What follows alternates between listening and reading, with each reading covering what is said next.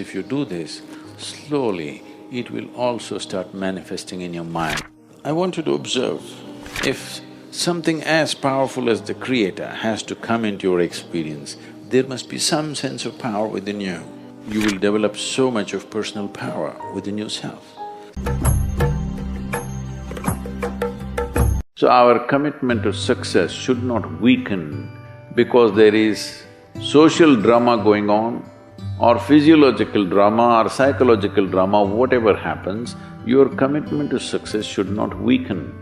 That is what get you across so many lines in our life, so many barriers in our life.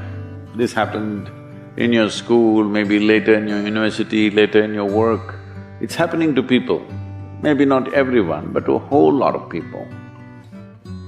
Their commitment to success is weak.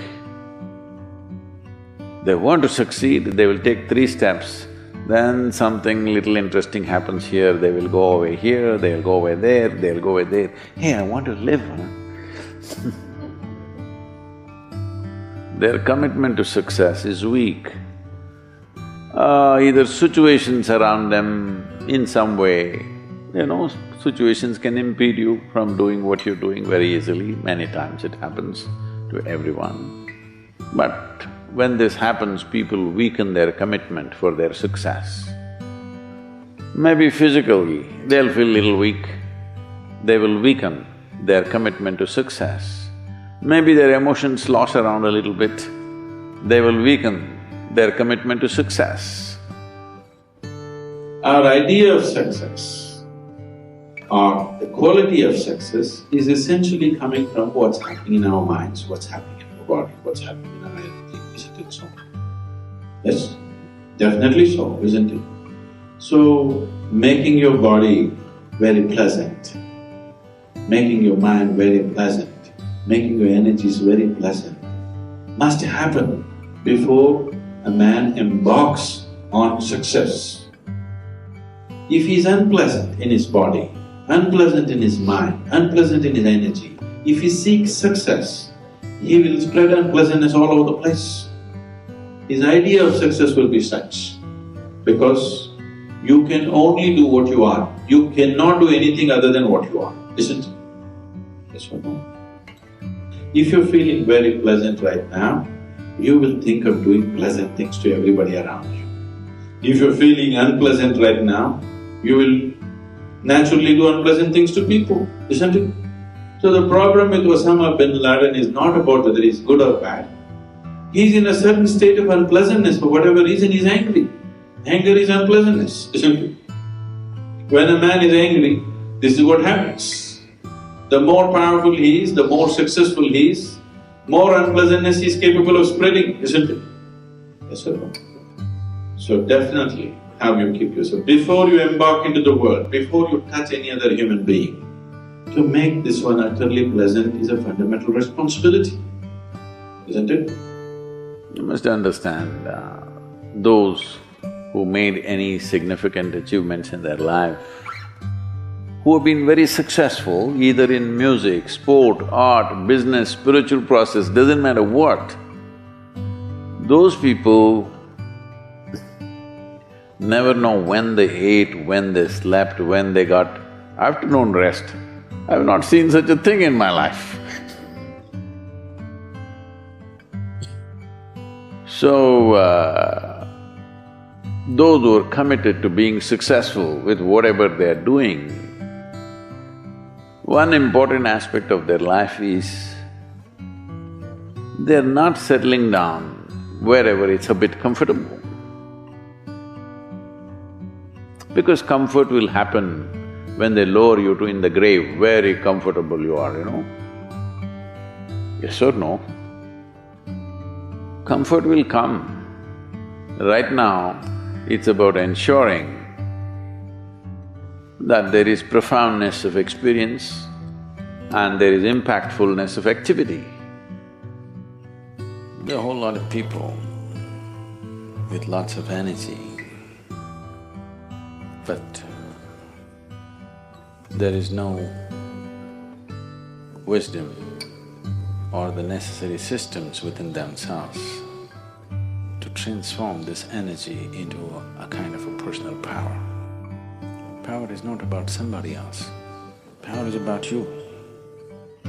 How much of a potential power you are determines the intensity and profoundness of your life and how effective you will become in your life, in whatever area we choose to operate. If this power has to come, you have to use your energies wisely. Energy can be aggregated into power with the necessary wisdom and necessary tools that we employ. Otherwise, energy can be dissipated simply with endless amount of thought, endless amount of reactions and anxieties. I want you to observe your day-to-day life, a simple thing. Just make an estimate tomorrow, from morning to night, how many words you utter. Day after tomorrow, cut it by 50% and say the same things.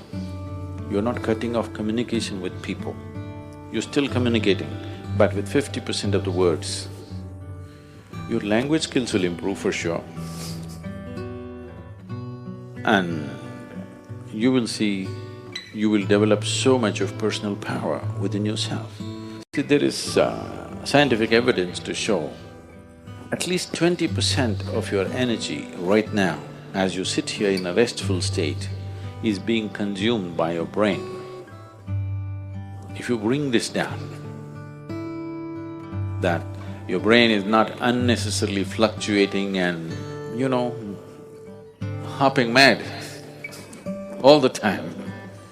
If it learns to be still and do only what's needed, an enormous sense of personal power will develop. You can't do this with your mind right now. If you try to stop it, it'll hop even more crazy. At least do it with your body.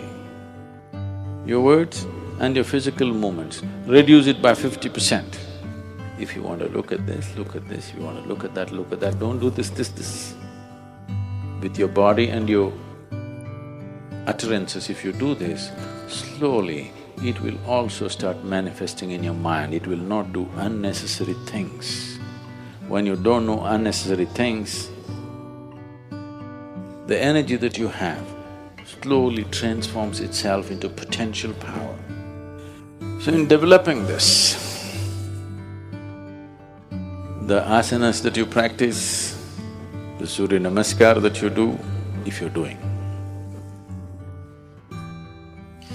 or whatever other kriyas and other things that you do, is essentially to develop this power.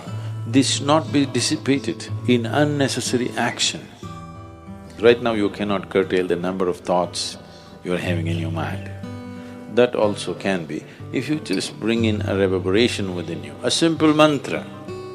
If this is going away crazy, simply chant for some time, create a certain reverberation. You will see it will generate enormous amount of personal power.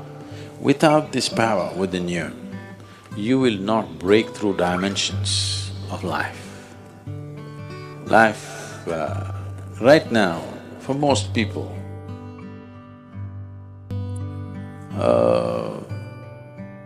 divine is just a scriptural dictum. It is not a living experience in their life. If it has to become a living experience, if something as powerful as the Creator has to come into your experience, there must be some sense of power within you. This must be always understood. Power is not about domination. Power is about becoming effective. Power is about becoming empowered. Only when you carry the potency of this power within you, you walk through this life. It doesn't matter where you're placed in the society, it doesn't matter financially where you are, materially where you walk like a king, because the power within you makes you walk like that.